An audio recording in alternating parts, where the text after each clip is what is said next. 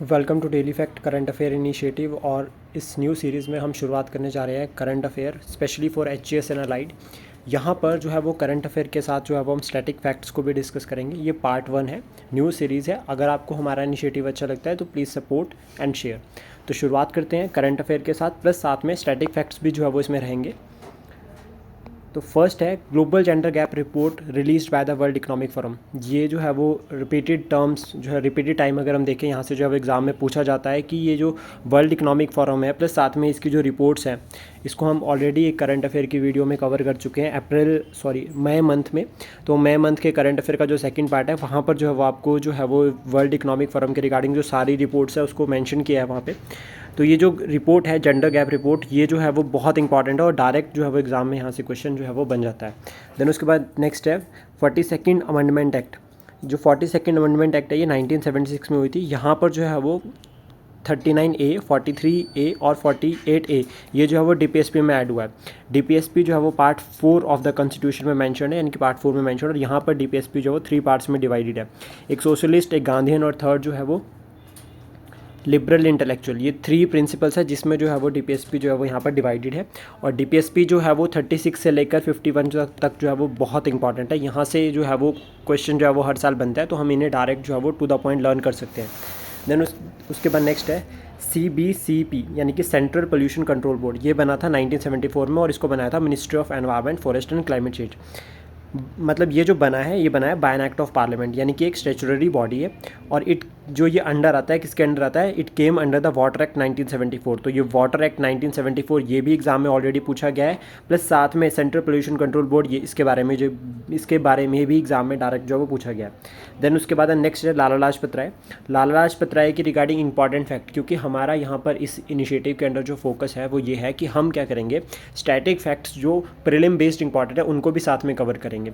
तो लाला लाजपत राय को जो है वो पंजाब केसरी कहा जाता है। इन्होंने आर्य समाज को ज्वाइन किया था, दैट मीन्स ये आर्य समाजिस्ट थे। और इंडियन होम रूल लीग जो है वो ऑफ अमेरिका, ये जो है वो प्रीवियस ईयर जो क्वेश्चन में पूछा गया है कि Indian home rule league of America जो है उन्होंने बनाई थी न्यूयॉर्क में 1917 में। ये बहुत इंपॉर्टेंट जो है वो यहाँ पर जो है वो लाइन है। देन इसके बाद आईएनसी का सेशन हुआ था 1920 में, एक स्पेशल सेशन जो कोलकाता में हुआ था। इसके प्रेसिडेंट जो थे वो लाला लाजपत राय थे।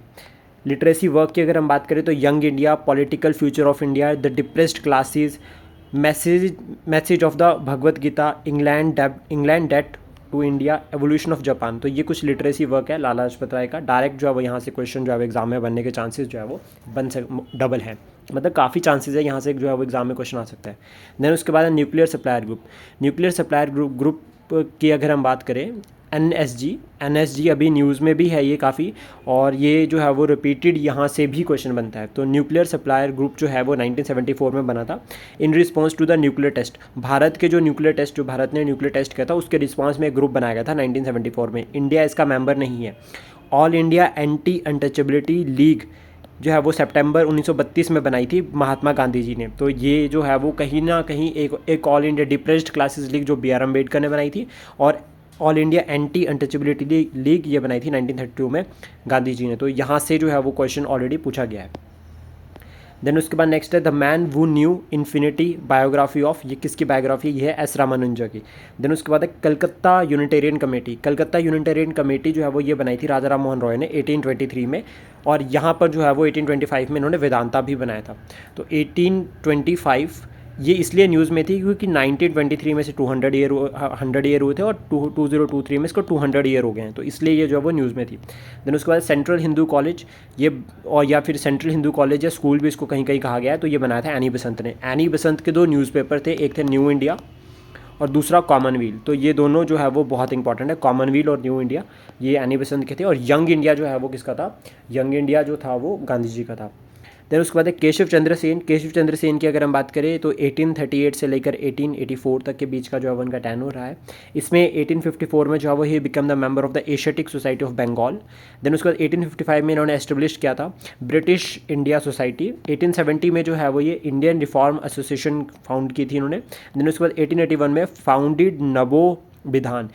केशव चंद्र सेन जो है वो ब्रह्मो समाज के मेंबर थे, और ब्रह्मो समाज के जो फाउंडर थे उसका आंसर जो है वो आपको कमेंट बॉक्स में रिप्लाई करना है।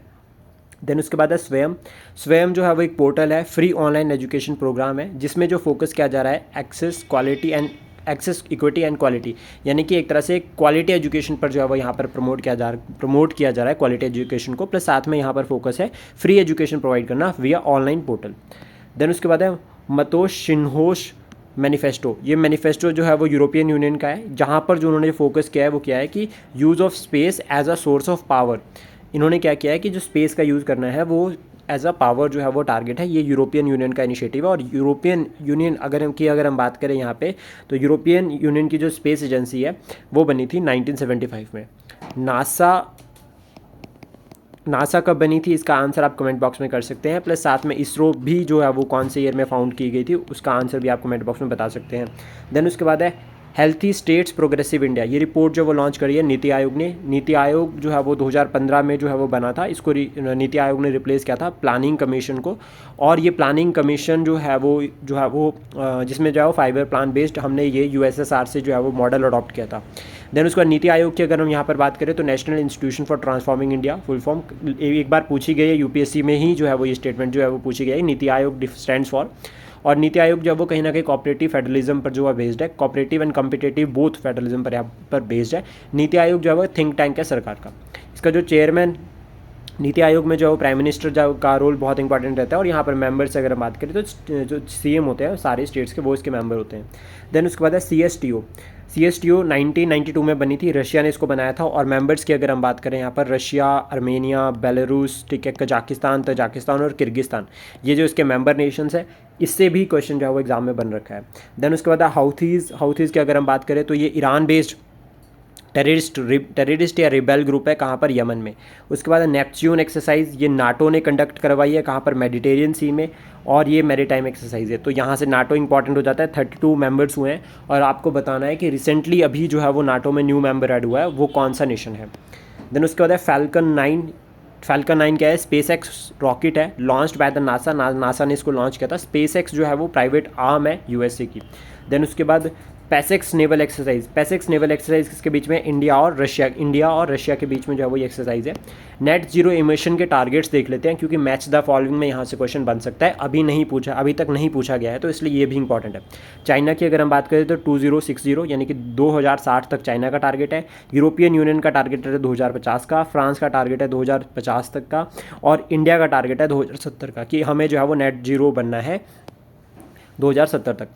उसके बाद टाइगर पॉपुलेशन की अगर हम बात करें, यहाँ से जो है वो लास्ट ईयर क्वेश्चन ऑलरेडी जो है वो एचएस में देखा गया है।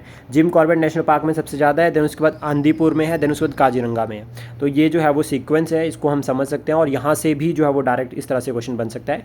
टाइगर पॉपुलेशन के रिगार्डिंग अगर बात करें तो टाइगर जो सेंसस होती है वो हर साल मतलब 4 साल में एक बार होती है, ठीक है, और ये याद रखना। और जो एलिफेंट जो सेंसस है वो होती है 5 साल में एक बार। टाइगर सेंसस से रिलेटेड अगर हम टाइगर से रिलेटेड अगर हम और फैक्ट्स पर चले तो प्रोजेक्ट जो टाइगर है वो हमने लॉन्च किया था 1973 में, ये जो है वो याद रखना। और अभी प्रेजेंट में जो है वो 55 टाइगर रिजर्व जो है वो भारत में है। इसके बाद है नेशनल वुमेन कमीशन, NWC 1992 में बना था। ये एक स्टैट्यूटरी बॉडी है, that means by an act of parliament. और एक्ट जो था वो 1990 का है, एक्ट 1990 का है, और ये बना है 1992 में। तोरगया फेस्टिवल अरुणाचल प्रदेश में जो है वो सेलिब्रेट किया जाता है। डीलिमिटेशन कमीशन की अगर हम बात करें तो सबसे पहले तो याद रखना कि पार्लियामेंट को ये आर्टिकल जो है वो 82 एम्पावर करता है कि एवरी सेंसस, हर एक सेंसस के बाद जो है एक डीलिमिटेशन कमीशन अपॉइंट किया जाए, जिससे जो है वो इंश्योर किया जाए रिप्रेजेंटेशन को जो है वो सरकार में। यानी कि यहाँ से जो है वो जो कॉन्स्टिट्यूंसीज़ है उनकी जो है वो बाउंड्रीज़ वगैरह जो है, या फिर कॉन्स्टिट्यूंसीज़ में जो है वो on the behalf of population जो है वो मैनेजमेंट जो है वो की जाती है एरिया की। तो डीलिमिटेशन कमीशन की अपॉइंटमेंट आर्टिकल 82 के अंडर बाय एन एक्ट की जाती है, और इसको जो अपॉइंट करता है वो करता है प्रेसिडेंट ऑफ इंडिया। पहला 1952 में बना था, उसके बाद दूसरा 1962 में, फिर उसके बाद 1972, फिर 2000 में, फिर उसके बाद पोस्टपोन कर दिया इसे 2026 तक। डीलिमिटेशन कमीशन जो है वो बहुत इंपॉर्टेंट है, क्योंकि अभी जो है वो इलेक्शन जो है वो लोकसभा के जो है वो होने वाले हैं। देन उसके बाद है स्टैच्यू ऑफ इक्वालिटी रामानुजा से लिंक अप करता है, और ये कहाँ पर है, हैदराबाद में। हैदराबाद में, और ये जो बना है वो बना है पंचलोहा से। हैदराबाद जो है वो निज़ाम स्टेट है, और इसके फाउंडर जो थे वो निज़ामुल मुल्क थे। 1724 में ये बनी थी। और साथ में एक फैक्ट आता है कि निज़ामुल मुल्क को जो है चिन क्लिच खान भी यहाँ पर कहा गया है। एक्सरसाइज चीरू की अगर हम बात करें तो ईरान, रशिया और चाइना, इन तीनों के बीच में एक्सरसाइज होती है, एक्सरसाइज चीरू। ये भी एक बार एग्जाम में पूछा गया है। देन उसके बाद टाइगर रिजर्व्स इन अरुणाचल प्रदेश अगर हम बात करें तो पक्के टाइगर रिजर्व, ठीक, कमलांग वाइल्ड लाइफ सेंचुरी या tiger reserve, Namdapha tiger reserve या फिर नेशनल पार्क, ये तीनों जो है वो आपके अरुणाचल प्रदेश में है। और अरुणाचल प्रदेश में जो है वो, अरुणाचल प्रदेश से जो है वो इस तरह से क्वेश्चन बन सकता है। यहाँ पर एक जो है वो ट्राइब भी है जिसका नाम है अत्तापानी ट्राइब, ये ट्राइब भी बहुत इंपॉर्टेंट है।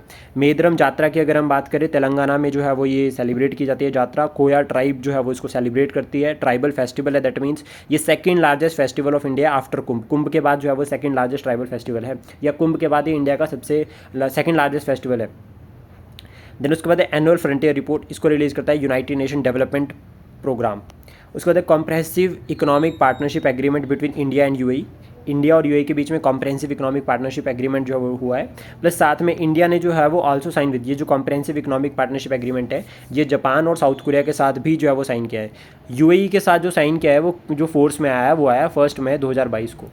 उसके बाद नॉर्डिक नेशन, नॉर्डिक नेशन से जो है वो मैप बेस्ड क्वेश्चन अगर हम बात करें तो यहाँ से बन जाते हैं। नॉर्डिक नेशंस इंक्लूड होते हैं कौन कौन से, Finland, Sweden, Denmark, Iceland, Norway. ये इसलिए न्यूज़ में थे क्योंकि सेकंड इंडिया नॉर्डिक जो समिट है वो डेनमार्क में हुआ था, और जो फर्स्ट 2018 में हुआ है वो हुआ स्वीडन में।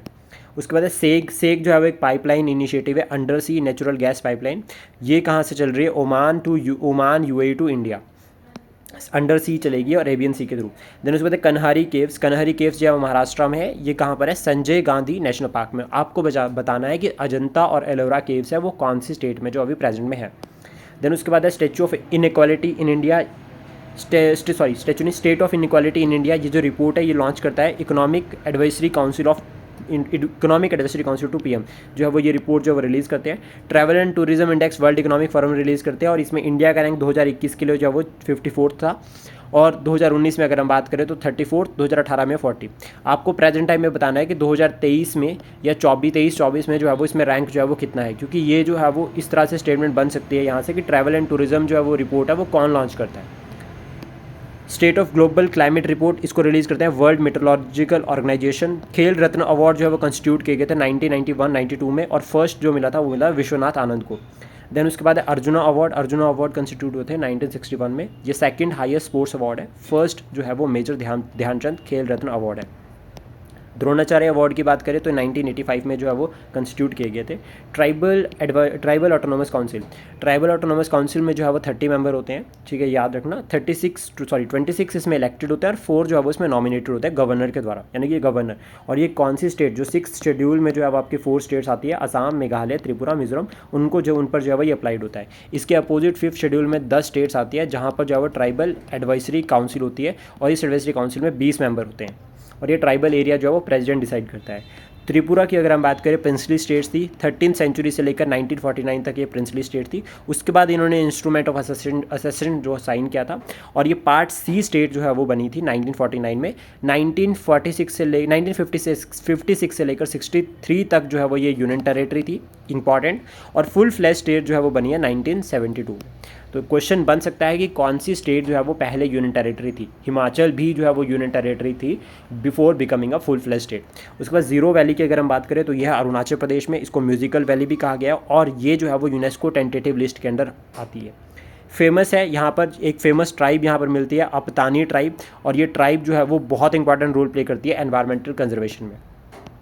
देन उसके बाद है snake island is in black sea. World investment report कौन रिलीज़ करता है, united nation convention on trade and development, ये रिलीज़ करता है इसको। MiG-21 जो रिटायर्ड होगा बाय 2025, ऐसा माना जा रहा है, ऐसा कहा गया है कि 40 MiG-21 जो है वो रिटायर्ड हो सकते हैं एक्सपेक्टेड 2025 में। देन उसके प्रोटोजोन डिजीज़ कुछ जो है वो न्यूज़ में रहती है, काला अजहर, मलेरिया, अमीबोसिस, लिम्बेसिस, ये जो है वो कुछ प्रोटोजोन डिजीज़ है, यानी कि प्रोटोजोआ के थ्रू स्प्रेड होती है। फर्स्ट डिजिटल लोक अदालत ये बनी है राजस्थान में। बाली डिक्लेरेशन 2022 में इंडोनेशिया में हुआ था ये, ऑन डिजास्टर रिस्क रिडक्शन। ये डिजास्टर रिस्क रिडक्शन इसलिए इंपॉर्टेंट है क्योंकि लास्ट ईयर हिमाचल प्रदेश ने जो है वो बहुत ज़्यादा जो है वो due to in rainy season अगर हम बात करें यहाँ पर तो नेचुरल डिजास्टर्स को फेस किया था। और यहाँ पर जो है वो सेंडाई फ्रेमवर्क से रिलेटेड जो है वो डिस्कशन की बात की गई है इंप्लीमेंटेशन को लेकर, कि सेंडाई जो फ्रेमवर्क है उसको इंप्लीमेंट करना है। तो देखो दो क्वेश्चन यहाँ से बन जाते हैं, एक तो सेंडाई फ्रेमवर्क किससे लिंकअप करता है, दूसरा ये Bali declaration on disaster risk reduction. तो ये दोनों बहुत इंपॉर्टेंट है। इब्राहिम अकॉर्ड की अगर हम बात करें, ये प्रीवियस ईयर क्वेश्चन है, ऑलरेडी पूछा गया है। इजराइल और यूए के बीच में किसने मेडिएट करवाया इसको, यूएसए ने। एक पीस डील है यूएई और इजराइल के बीच में। देन उसके बाद G7 कंट्रीज़ जो है वो रिपीटली पूछा जाता है क्वेश्चन कि which of the following is not a member of G7। तो यहाँ पर मेंबर्स की अगर हम बात करें, Canada, USA, UK, Germany, France, Italy और जापान, ये जो है वो इसके मेंबर्स हैं। इंदिरा जाल जो है वो इंडिजिनियसली डेवलप्ड है, first indigenously developed dome defence system of India.